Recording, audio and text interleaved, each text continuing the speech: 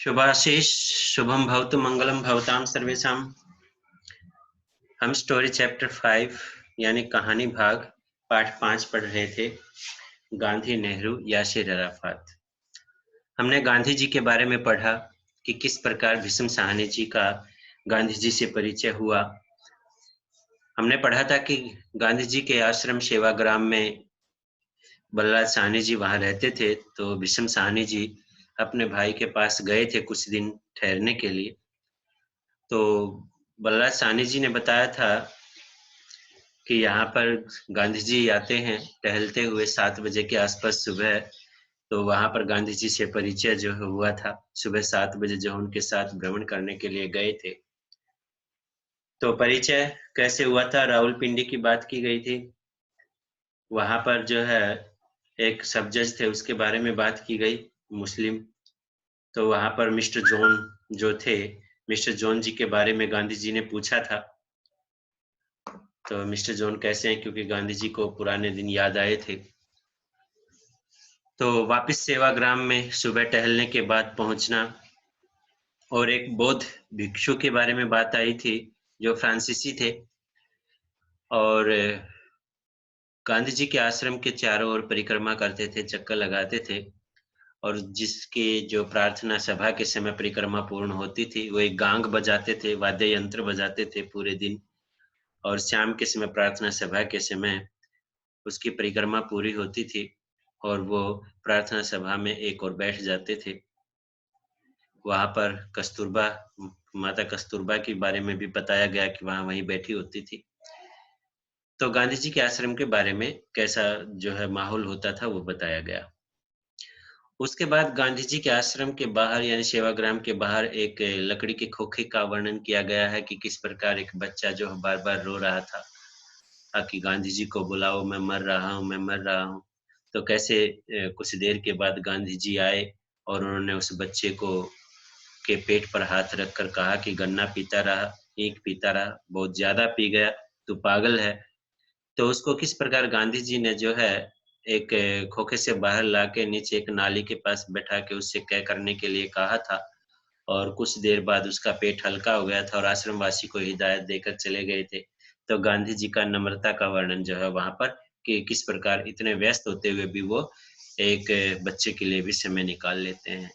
एक वर्णन आया था, एक पता नहीं कौन से रोग से ग्रसित था एक व्यक्ति, उसका हालचाल पूछते थे, उसकी गांधी जी की बातें अक्सर उनसे गुजराती में हुआ करती थी। तो एक ये वर्णन आया था। उसके बाद नेहरू जी के साथ उनका अनुभव, कश्मीर यात्रा पर गए थे नेहरू जी, और वहां पर भव्य स्वागत किया गया था कश्मीर में, और झेलम नदी में कहा अमीराक दल तक जो है उनके 7वें पुल से लेकर अमीराक दल तक यात्रा के बारे में वर्णन किया गया है, और किस प्रकार उनकी शोभा यात्रा निकाली गई थी झेलम नदी में। और वहां पर लेखक के भीष्म साहनी जी के फुफेरे भाई वहां पर रह रहे थे, तो उन्होंने नेहरू जी के साथ देखभाल के लिए, आओ भगत करने के लिए, आतिथ्य के लिए भीष्म साहनी जी को बुला लिया था, ताकि दोनों मिलके जो है नेहरू जी के जो आतिथ्य है उसको, मेहमानी है उसको सही तरीके से कर सके। तो भीष्म साहनी जी अपने फुफेरे भाई के यहाँ पहुंच गए थे, और वहां पर जो है वर्णन आता है कि किस प्रकार जो है खाने की मेज पर सब बैठे हुए थे। तो वहां आपस में जो है नेहरू जी और नेहरू का नाम मुझे ध्यान नहीं आया, वो महिला थी, उनके साथ जो है बातचीत कर रहे थे, और बात धर्म की छिड़ी थी, बहस धर्म पर हो गई थी, विवाद तो धर्म पर। नेहरू जी ने तमक कर कहा था कि धर्म के बारे में मैं भी कुछ जानता हूं। तो उन्होंने एक कहानी सुनाई थी धर्म के बारे में, पेरिस की, कि किस प्रकार माता मरियम का गिरजाघर में सभी लोग सज धज कर जाते हैं, लेकिन एक बाजीगर करतब दिखाने वाला फटे हाल, जिसके कपड़े फटे हुए थे, वो उसके अंदर कोई जाने नहीं देता, क्योंकि ऐसे लोगों को अक्सर जो है गिरजाघर मंदिरों आदि में जो है कोई घुसने नहीं देता, जो भिखारी किस्म के लगते हैं। उसके पास ऐसा कुछ था भी नहीं कि वो माता मरियम को भेंट कर सके। फिर भी उसने एक तरकीब सोची, जब सभी लोग वहां से चले गए रात का समय हो गया, तो वो बाजीगर जो है गिरजे घर में गया और वहाँ पर माता मरियम को अपने करतब दिखाने लगा।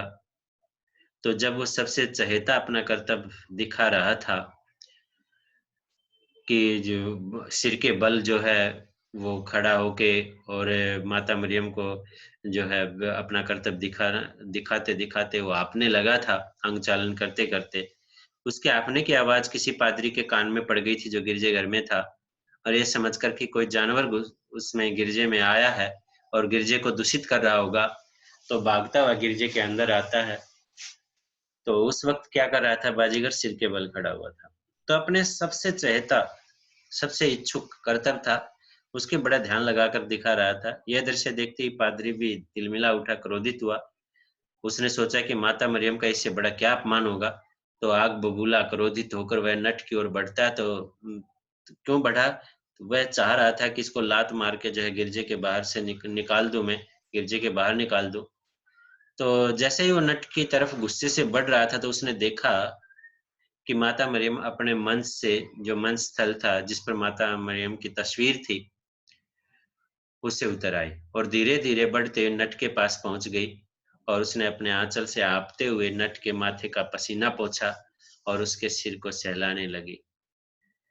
तो हमने ये पढ़ा था कि किस प्रकार माता मरियम की कहानी जो है धर्म के बारे में यहाँ पर नेहरू जी के द्वारा जो है सुनाई गई कि व्यक्ति के पास यदि देने के लिए कुछ भी नहीं है, तो भी भगवान जो उसकी भावना के भूखे होते हैं। तो नेहरू जी का इस कहानी के सुनाने का अभिप्राय यही था। ज़रूरी नहीं हमारे पास फूल पैसे हों और तभी हमारे लिए जो है हमारी श्रद्धा बढ़ेगी या भगवान प्रसन्न होंगे। तो यहाँ पर उनका कहने का अभिप्राय ये था कि भगवान या माता मरियम जो भी है सभी धर्म के अपने-अपने देवता हैं, तो आपकी भावना के भूखे होते हैं, ना कि आपके पैसे और चढ़ावे के और मिठाइयों के भूखे होते हैं। तो ये समझाने का प्रयास उन्होंने किया। तो नेहरू जी के मुँह से कहानी सुनी और मेज़ पर बैठे सभी व्यक्ति दत्तचित्त होकर दत्तचित्त का अर्थ होता है बड़ा ध्यान लगाकर, दत्तचित्त होकर ध्यान लगाकर सुन रहे थे। नेहरू जी का कमरा ऊपर वाली मंजिल पर था। बगल वाले कमरे में मैं और मेरे फुफेरे भाई टिके हुए थे यानी वहाँ पर ठहरे हुए थे। तो उस रात देर तक नेहरू जी चिट्ठियाँ लिखवाते रहे यानी कहीं न कहीं चिट्ठियाँ भेजनी होती थी क्योंकि पहले चिट्ठियों का ज़माना था, आज की तरह नहीं था।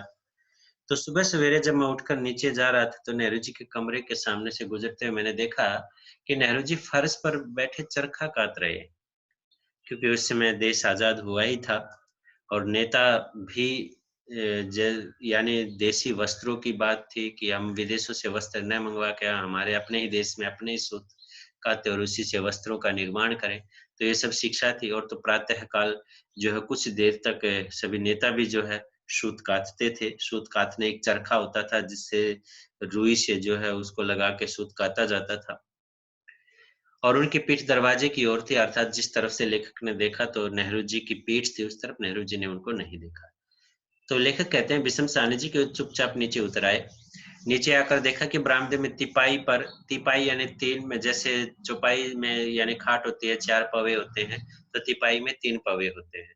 एक टेबल होती है 3 पवे की, उसी को तिपाई बोला जाता है। ये तिपाई शब्द यहाँ पर जो आया है, इसका अभिप्राय ये है। तो अखबार जैसे टेबल होती है तो उसकी वो चौपाई होती है क्योंकि उसके 4 पवे होते हैं। तो मैंने अखबार उठा लिया और बरामदे में खड़ा नज़रसानी करने लगा।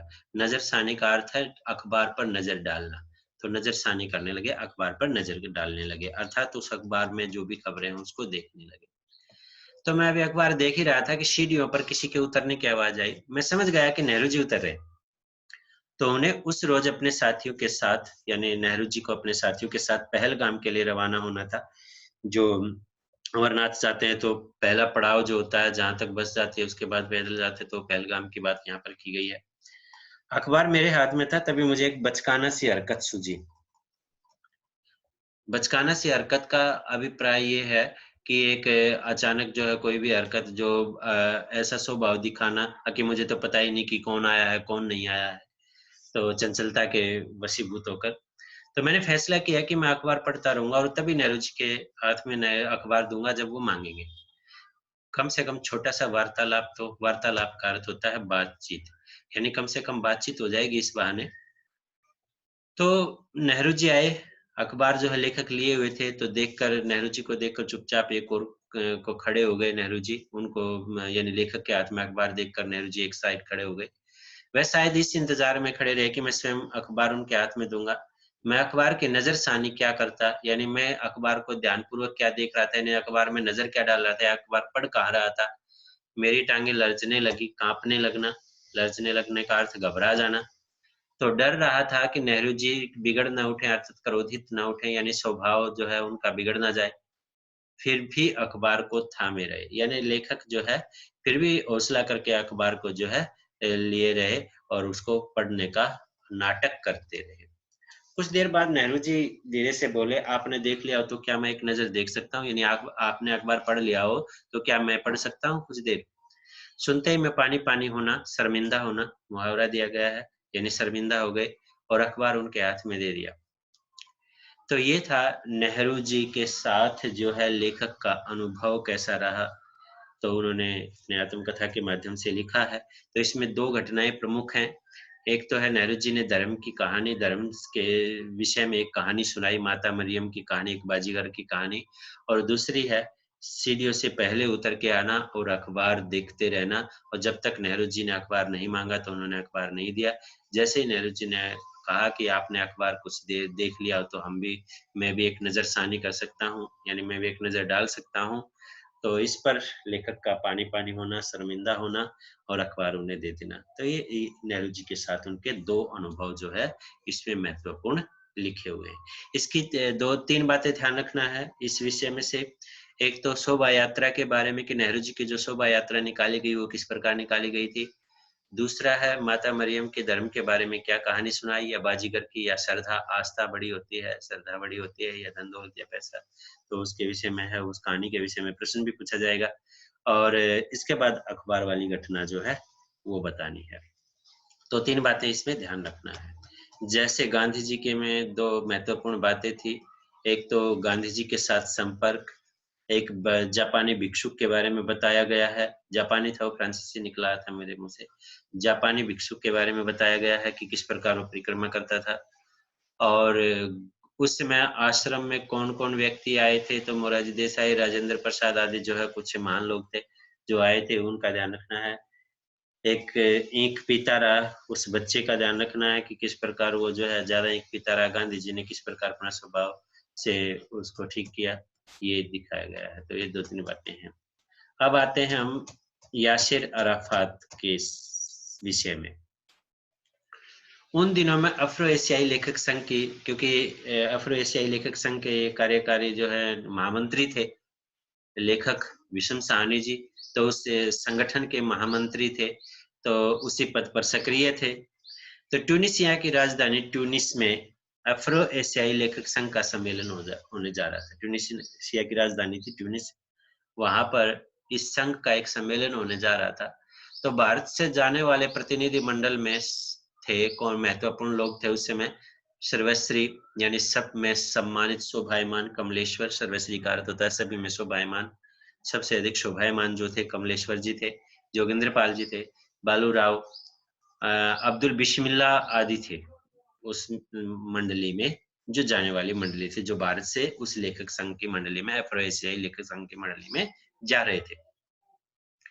तो कार्यकारी महामंत्री के नाते मैं अपनी पत्नी के साथ कुछ दिन पहले पहुंच गया, क्योंकि जो संगठन का नेता होता है उसको जाके उनके लिए सारी व्यवस्थाएं और सब देखना होता है। तो क्योंकि संगोष्ठी के नियम और सब कुछ जो है तय करने होते हैं कि कहाँ पर कैसे किस प्रकार सब होगी।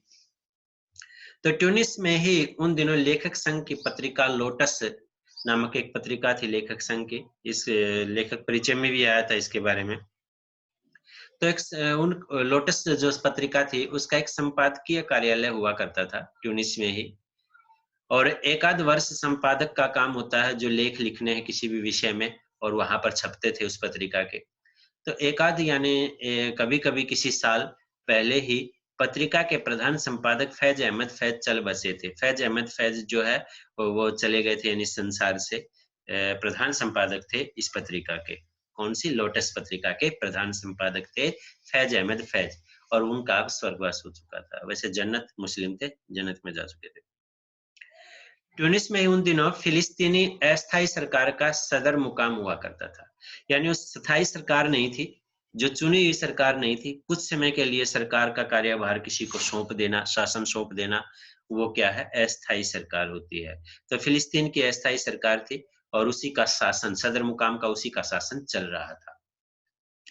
उस समय तक फिलिस्तीन का मसला हल नहीं हुआ था और ट्यूनिस में ही यासिर अराफात के नेतृत्व में यह अस्थायी सरकार, यानी नेतृत्व में किसके चल रही थी यह सरकार?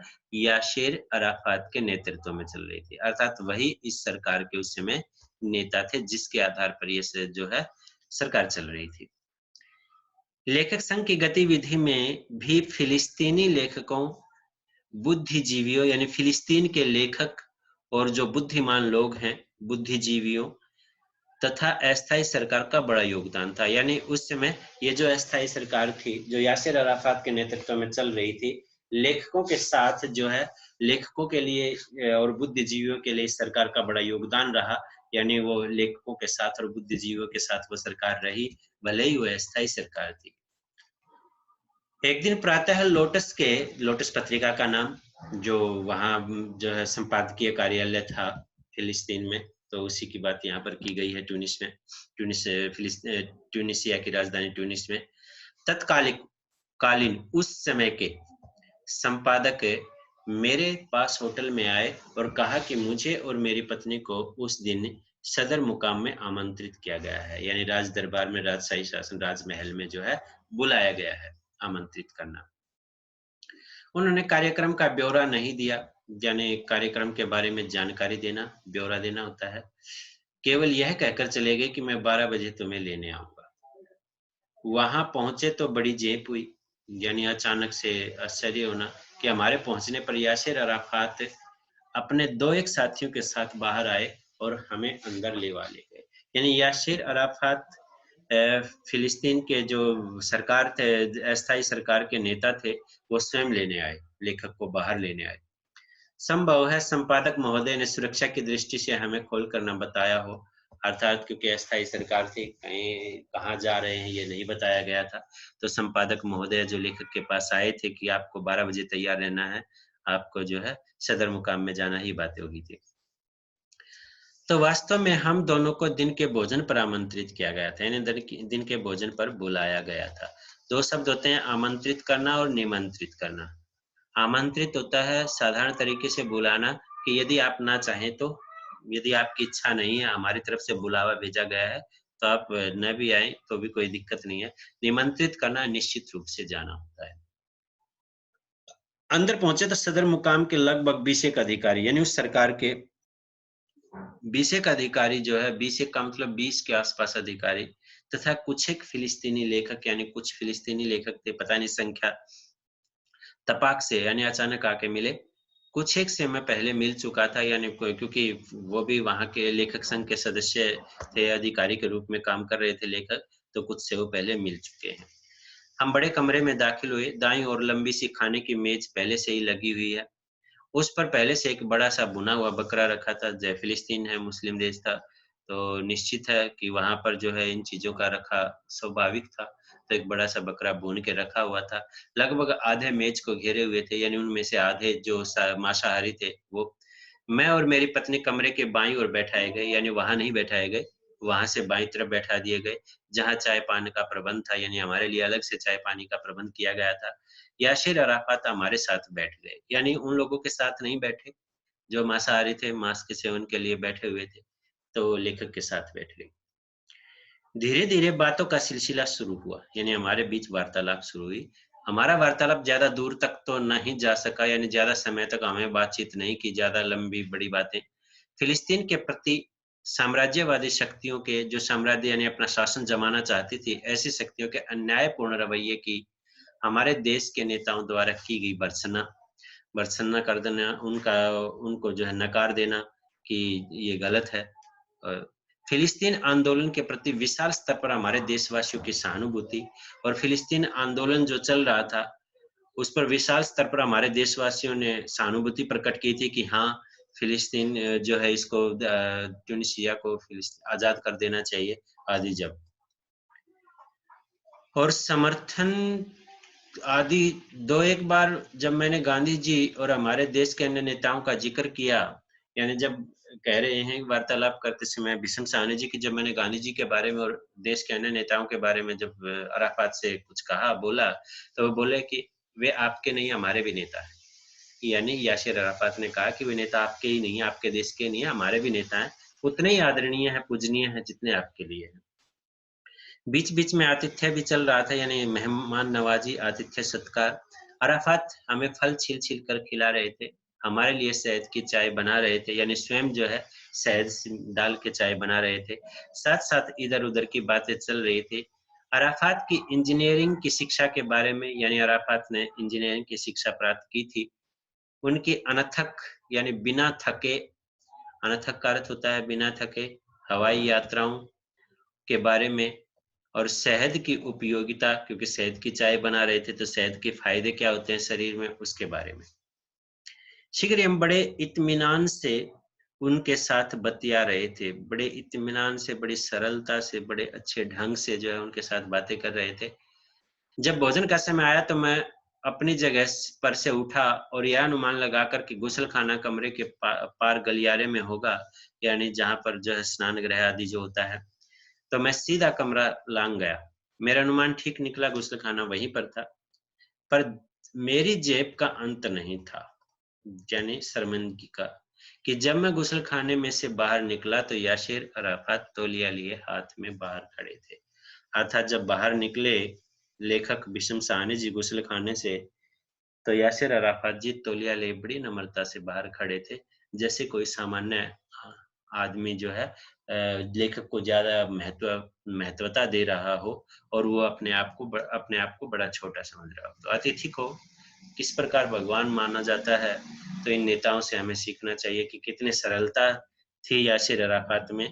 इसलिए यहाँ पर भीष्म साहनी जी ने यासिर अराफात के साथ जो समय व्यतीत हुआ, उसका वर्णन यहाँ पर किया गया है। तो इसमें भी 2 बातें महत्वपूर्ण हैं कि किस प्रकार जब ट्यूनीशिया की राजधानी ट्यूनिस लेखक पहुंचे तो यासिर अराफात जी ने बाहर आकर स्वयं आकर किस प्रकार उनका स्वागत किया, और जब अंदर गए लिवाकर लेकर गए तो अंदर देखा कि एक बड़ी मेज पर क्या रखा हुआ था हम सबको पता है, और लेखक का चाय पानी का प्रबंध जो है कमरे में एक तरफ अलग से किया हुआ था, और किस प्रकार जो है अतिथि सत्कार जो है खुद स्वयं फल छील-छील कर खिला रहे थे यासिर अराफात, ये वर्णन यहाँ पर किया गया है। दूसरी घटना है कि जब भोजन के समय के में जब लेखक गुस्लखाने गए, तो वापिस आए तो स्वयं जो है यासिर अराफात जी तौलिया लिए हुए खड़े थे। तो ये लेखक के लिए बड़ी जेब का था, यानी शर्मिंदगी का बात थी। तो इसलिए ये 2 बातें यहाँ आपको ध्यान रखनी है। आज के अतीत कांश जो है, आज के अतीत कांश इन्होंने नाम से लिखी है अपनी आत्मकथा, उसी का ये अंश जो है इसमें लिया गया है। तो आज कुछ प्रश्न जो है इसके हम देख लेते हैं, समझ लेते हैं। आपको 5 प्रश्न जो है मैंने दिए थे, जो आपको लिखने थे।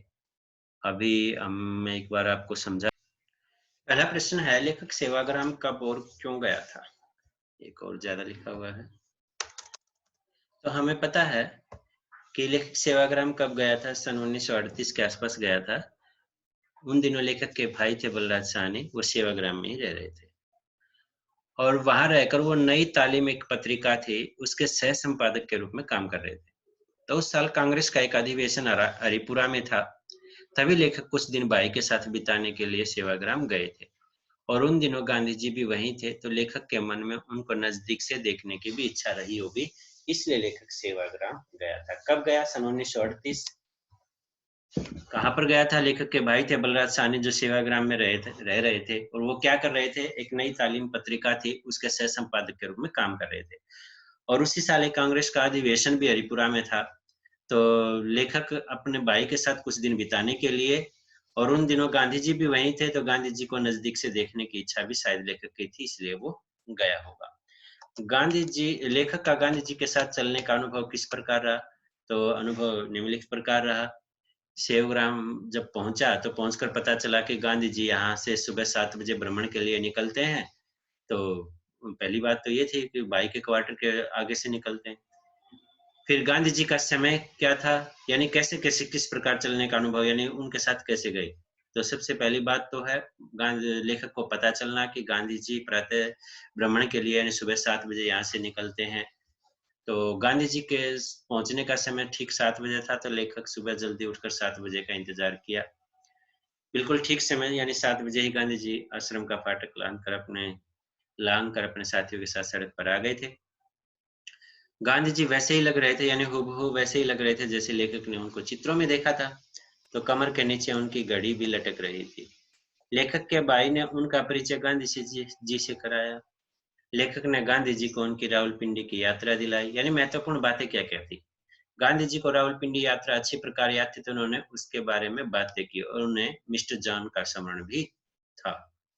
गांधी जी बहुत धीमी आवाज में बोल रहे थे, वे बीच बीच में हंसी की बात भी कर रहे थे। तो ये था गांधी जी के साथ जो है चलने का अनुभव। लेखक ने सेवाग्राम के किन किन लोगों के आने का जिक्र किया। कुछ लोग थे, एक तो पृथ्वी सिंह आजाद थे, और हमने कहानी में पढ़ा था कि उन्होंने हथकड़ियों समेत भागती रेलगाड़ी से छलांग लगा दी थी, और किस प्रकार वो भागकर गुमनाम हो गए थे, अर्थात पता ही नहीं कहाँ पर जो है छिप गए थे। मीराबेन, खान अब्दुल गफ्फार खां थे, और कुछ दिन के लिए राजेंद्र प्रसाद जी भी वहां पर आए थे। तो इन सब को रहते हुए ऐसा नहीं लगता था कि सेवाग्राम कोई दूर दूर दूर पार का कस्बा हो, कोई अलग से दूर का कस्बा हो। रोगी बालक के प्रति गांधी जी का व्यवहार किस प्रकार था, तो ये मैंने आज भी आपको समझाया था कि किस प्रकार सेवाग्राम आश्रम के बाहर एक लकड़ी के बने खोखे में एक बालक चिल्ला रहा था कि बापू को बुलाओ, बापू को बुलाओ, मैं मर जाऊंगा। तो लड़के का पेट फूला हुआ था, बहुत बेचैनी का अनुभव कर रहा था। तो बापू उस समय क्या कर रहे थे, एक जरूरी मीटिंग थी, उसमें कहाँ बैठे थे। आखिरकार गांधी जी मीटिंग को छोड़कर उस रोगी बालक के पास पहुंचे। वे उसके पास जाकर खड़े हो गए। उसकी नजर उनके उसके बालक के फूले हुए पेट की ओर गई। उन्होंने उसके पेट पर हाथ फेरा और बोले कि पीता रहा, और इतनी ज्यादा पीगा कि तू तो पागल है। फिर गांधी जी ने उसे सहारा देकर उठाया और कहा कि मुंह में उंगली डालकर क्या कर दो, उल्टियां कर दो। लड़का नाली के किनारे बैठ गया और गांधी जी उसकी पीठ पर हाथ रखकर झुके रहे, और थोड़ी देर के बाद उसका पेट हल्का हो गया। लड़का आपता हुआ बैठ गया। गांधी जी उसे खोखे में जाकर चुपचाप लेटने को कहा। उन्होंने आश्रमवासी था जो वहीं खड़ा था, तो उसको कोई हिदायत भी दी। तो गांधी जी का उस छोटे बालक के प्रति यानी इस रोगी बालक के प्रति व्यवहार अत्यंत सहानुभूतिपूर्ण रहा। कश्मीर के लोगों ने गांधी जी का भव्य स्वागत किस प्रकार किया। तो हमने पढ़ा था कि पंडित नेहरू जी कश्मीर यात्रा पर गए थे। वहां कश्मीर के लोगों ने उनका भव्य स्वागत किया। शेख अब्दुल्ला के नेतृत्व में झेलम नदी पर शहर के एक सिरे से दूसरे सिरे तक 7वें पुल से अमीराक दल तक नाव में उनकी शोभा निकाली गई। यह शोभा यात्रा अत्यंत मनोहर थी, देखने लायक थी। नदी के दोनों हजारों कश्मीर निवासी अदम्य उत्साह के साथ नेहरू जी का स्वागत कर रहे थे। यह दृश्य अद्भुत था। तो उनका भव्य स्वागत किस प्रकार किया गया वो बताएगा। अखबार वाली घटना हमने पढ़ी थी कि किस प्रकार थी। तो अखबार वाली घटना से नेहरू के व्यक्तित्व की कौन सी विशेषता प्रकट होती है। तो लेखक बरामदे में खड़ा होकर अखबार पर नजर डाल ही रहा था कि सीढ़ियों से नेहरू जी के उतरने की पदचाप पैरों की आवाज सुनाई दी। उस दिन उन्हें अपने साथियों के साथ कहाँ जाना था, पहलगांव जाना था। तो उस समय अखबार लेखक के हाथ में ही था। लेखक को एक बचकानी हरकत उस समय सूझी, तो उसने फैसला किया कि मैं अखबार पढ़ता रहूंगा और तभी नेहरू जी को अखबार दूंगा जब वे मांगेंगे। तो इस बहाने एक छोटा सा वार्तालाप हो जाएगा। नेहरू जी आए, लेखक के हाथ में अखबार देकर चुपचाप एक और खड़े रह गए। काफी देर तक प्रतीक्षा करने के बाद नेहरू जी ने स्वयं लेखक से बड़ी सभ्यता, शालीनता और विनम्रता से अखबार मांगा। यह सुनते ही लेखक शर्मिंदा हो गया और अखबार उनको सौंप दिया। लेखक को नेहरू जी के व्यवहार में सभ्यता, शालीनता और विनम्रता के साथ शांत भावना भी लगी। कितने शांत थे। फिलिस्तीन के प्रति भारत का रवैया कैसा था। तो फिलिस्तीन के प्रति साम्राज्यवादी शक्तियों का रवैया अन्यायपूर्ण था। भारत भी स्वयं जो है साम्राज्यवादी शक्तियों के अन्याय का शिकार था, यानी अंग्रेजों का शिकार था। वही इस अन्याय के विरुद्ध आवाज उठाने वाले के प्रति सहानुभूति रखता था। यानी भारत किसी भी देश पर अन्याय हो रहा तो उनके प्रति सहानुभूति रखता था। तो भारत के तत्कालीन नेताओं ने साम्राज्यवादी शक्तियों के दमन की घोर निंदा की। साम्राज्यवादी जो अपना राज्य स्थापित करना चाहते थे, जो दूसरे देश, ब्रिटिश आदि देश, तो वो साम्राज्यवादी शक्तियां उनको कहा गया है। तो भारत फिलिस्तीन आंदोलन के प्रति विशाल स्तर पर सहानुभूति रखता था। फिलिस्तीन में जो आंदोलन चल रहा था फिलिस्तीन को आजाद कराने के लिए, तो भारत किसी के प्रति हो रहे अन्याय का विरोध करने में हमेशा आगे रहता था और आगे रहता है। फिलिस्तीन के नेता यासिर अराफात भी भारत के स्वतंत्रता आंदोलन के प्रति अपनी सहानुभूति रखते थे। अराफात के आतिथ्य प्रेम से संबंधित किन्हीं दो घटनाओं का वर्णन। पहली घटना तो वही है कि लेखक जब सपत्नीक दिन के भोजन पर आमंत्रित किए गए तो अराफात स्वयं बाहर आए और लेखक और उसकी पत्नी को अंदर लिवा कर ले गए। जो मैंने अंत में बताया है आपको, अराफात ने अपने हाथों से फल छील छील कर लेखक और उसकी पत्नी को खिलाए और उनके पीने के लिए स्वयं शहद की चाय भी बनाई। दूसरी घटना क्या है कि वही गुसल खाने वाली कि भोजन के समय का पूर्व से अनुमान लगाया और गुसल खाने में गए थे हाथ पाथ धोने। जब वह गुसल खाने में पहुंचे, एक मिनट, जब वह गुसल खाने से बाहर आया तो यासिर अराफात स्वयं हाथ में तौलिया लिए खड़े थे। यह देखकर लेखक जेब गया, शर्मिंदा हो गया। इन दोनों घटनाओं से पता चलता है, जो अराफात जी का जो आतिथ्य प्रेम है वो पता चलता है, उसके झलक मिलती है। अराफात ने ऐसा क्यों बोला कि वे आपके ही नेता नहीं हमारे भी हैं, उतने ही आदरणीय जितने आपके लिए हैं। इस कथन के आधार पर गांधी जी के व्यक्तित्व पर प्रकाश डालिए। तो गांधी जी के व्यक्तित्व के बारे में बताना है। अराफात ने गांधी जी के बारे में ऐसा इसलिए बोला क्योंकि भारत के बड़े बड़े सभी नेता फिलिस्तीन के आंदोलन का समर्थन कर रहे थे और वे साम्राज्यवादी शक्तियों के अन्यायपूर्ण रवैये की निंदा करके फिलिस्तीनियों का उत्साहवर्धन कर रहे थे। अर्थात हम आपके साथ हैं, आप भी अपने आंदोलन को आगे बढ़ाओ। तो फिलिस्तीनियों का उत्साहवर्धन कर रहे थे, उत्साह बढ़ा रहे थे। गांधी जी भी हर अन्याय का विरोध करते थे। इसमें वे अपने देश या दूसरे देश के बीच कोई अंतर नहीं करते थे। अर्थात जैसे हमारे देश की स्थिति है वैसी ही फिलिस्तीन की थी। तो उनकी सहानुभूति हमेशा पीड़ित पक्ष की ओर, यानी जो पीड़ित पक्ष है, जो पीड़ा में है, दुख में है, उसकी ओर जो है होती थी। गांधी जी के व्यक्तित्व का जादू देश विदेश में उस समय सिर चढ़कर बोल रहा था।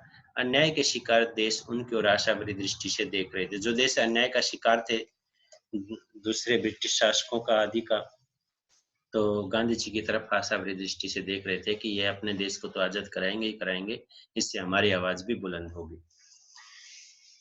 महत्वपूर्ण क्वेश्चन तो कुछ बातें रह गई हैं, जैसे जापानी भिक्षु के बारे में रह गई थी, तो उससे एक महत्वपूर्ण क्वेश्चन बनेगा। एक बाजीगर के बारे में है तो उससे एक महत्वपूर्ण क्वेश्चन बनेगा, तो वो देखना है कि क्योंकि इसके बारे में भी पूछा जा सकता है, ये भी पाठ के अंतर्गत आया था। तो जापानी भिक्षु आश्रम में अपनी भावनाओं को की अभिव्यक्ति कैसे करता था। तो हमने पढ़ा था कि जापानी भिक्षु अपने चिवर वस्त्र में गांधी जी के आश्रम की प्रदक्षिणा करता था। साधु वस्त्र जो होते हैं गिरवे, लगभग मील भर के घेरे में बार बार अपना गांग बजाता आगे बढ़ता जाता। गांग की आवाज एक वाद्य यंत्र होता है। आवाज हमें दिन में एक बार नहीं अनेक बार, कभी इस तरफ से कभी दूसरी तरफ से सुनाई देती रहती थी। तो उसकी प्रदक्षिणा प्रार्थना के वक्त, यानी प्रार्थना सभा के वक्त समाप्त होती थी। वह प्रार्थना स्थल पर पहुंचकर बड़े आदर भाव से गांधी जी को प्रणाम करता और एक और बैठ जाता था। इस प्रकार जो है जापानी भिक्षु आश्रम में अपनी भावनाओं को अभिव्यक्त करता था, यानी सबके सामने अपनी भावनाएं जो है जाहिर करता था। बाजीगर कैसे गिरजे में घुसा और वहां उसने क्या किया, पादरी ने वहां क्या दृश्य देखा। तो हम बाजीगर के बारे में देख लेते हैं कि बाजीगर किस प्रकार जो गिरजे, यानी यहाँ पर कहा गया कि बाजीगर का गिरजे में किस प्रकार गया और उसने क्या क्या करतब दिखाए। सबसे पहला पॉइंट यही बनता है कि जब सभी श्रद्धालु चले गए गिरजे से, तो गिरजा खाली हो गया था, तो बाजीगर चुपके से अंदर गया। उसने कपड़े उतारकर पूरे उत्साह से, जैसे एक पहलवान पूरे अपनी कलाबाजी दिखाने के लिए, पूरे उत्साह के साथ करतब दिखाने के लिए तैयार होता है, तो वैसे बाजीगर भी हुआ। तो गिरजे में अंधेरा था, श्रद्धालु जा चुके थे क्योंकि शाम का वक्त हो चुका था, शाम का लेट का, तो दरवाजे बंद थे। उस समय गिरजाघर के दरवाजे बंद हो चुके थे। तो कभी सिर के बल खड़े होकर, कभी तरह तरह के अंग चालन करते हुए बड़ी तन्मयता से, यानी बड़ा ध्यान, श्रद्धा से, ध्यान से एक के बाद एक करतब दिखाता रहा। तो ये था बाजीगर गिरजे में कैसे घुसा और उसने क्या किया। अब दृश्य क्या था जो पादरी ने उसका दृश्य देखा। तो उसके आफने की आवाज कहीं बड़े पादरी के कान में पड़ गई। यह समझकर कि कोई जानवर गिरजे घर में घुसकर आया है और गिरजे को दूषित कर रहा है, तो भागता हुआ गिरजे के अंदर गया। तो उस वक्त बाजीगर सिर के बल खड़ा अपना सबसे चहेता करतब बड़ी तन्मयता से दिखा रहा था। यह दृश्य देखते ही बड़ा पादरी तिलमिला उठा, जो हमने अंत में समझा था कि किस प्रकार वो तिलमिला। माता मरियम का इससे बड़ा अपमान क्या होगा, उसने सोचा। तो आग बबूला होकर वह नट की ओर बढ़ा। क्यों बढ़ा? ताकि उसको लात मारकर गिरजे से बाहर निकाल दे, इसलिए वो बाजीगर की तरफ बढ़ा। तो उसने देखा क्या कि नट जब गुस्से से उसकी तरफ, नट की तरफ बढ़ रहा था, जब वो पादरी, तो क्या देखा कि माता मरियम अपने मंच से उतर आई और धीरे-धीरे नट के पास जा पहुंची और अपने आंचल से आपते हुए नट के माथे का पसीना पोंछती और उसके सिर को सहलाने लगी। ये दृश्य था। आस्था और श्रद्धा प्रकट करने के लिए धनी होना आवश्यक नहीं है। पाठ के आधार पर बड़ा इंपॉर्टेंट क्वेश्चन है कि आस्था और श्रद्धा प्रकट करने के लिए धनी होना, पैसे वाला होना जरूरी नहीं है। पाठ के आधार पर, बाजीगर प्रसंग के आधार पर स्पष्ट कीजिए। तो बाजीगर प्रसंग जो हमने पढ़ा था ऊपर वही आएगा, सेम वैसा का वैसा। इस अंत में यही है कि इस प्रसंग से स्पष्ट हो जाता है कि आस्था और श्रद्धा प्रकट करने के लिए धनी होना आवश्यक नहीं है, बस मन में सच्ची लगनशीलता और श्रद्धा और अभिलाषा होनी चाहिए। यानी पहले पूरी कहानी माता मरियम की वही बताई जाएगी, उसके बाद जो अंत में 2 लाइनें जोड़ दी जाएंगी। ट्यूनिसिया में क्या होने जा रहा था? लेखक को ट्यूनिसिया जाने का अवसर कैसे मिला? तो एक ये बात छूट गई थी, बाकी यासिर अराफात के बारे में दोनों बातें आ गई थी कि किस प्रकार उसने लेखक का मेहमान नवाजी की, तो वो सब आ गया था। तो ट्यूनिसिया की राजधानी ट्यूनिस में अफ्रो एशियाई लेखक संघ का एक सम्मेलन हो रहा था और बाहर से जाने वाले प्रतिनिधि मंडल में थे सर्वश्री कमलेश्वर जोगिंद्र पाल बाबू लाल थे, चलो इसको बाद में बदल दूंगा मैं, अब्दुल बिस्मिल्ला आदि थे। कार्यकारी महामंत्री के नाते लेखक अपनी पत्नी के साथ कुछ दिन पहले पहुंच गया था। तो ट्यूनिस में उन दिनों लेखक संघ की पत्रिका थी लोटस का एक संपादकीय कार्यालय हुआ करता था। तो ये थे हमारे प्रश्न, इनको अच्छे प्रकार से मैंने समझा दिया है, सभी साफ साफ लिख लेने हैं। इसमें एक तो कमियां हैं, मैं आपको पीडीएफ भेजूंगा उसको ठीक करके। ओके, अच्छी प्रकार से काम करो और उनको समझो और साथ साथ में इनको दोहराते रहो, याद करते रहो, ताकि आपकी तैयारी जो है बराबर चलती रहे। Okay, bye.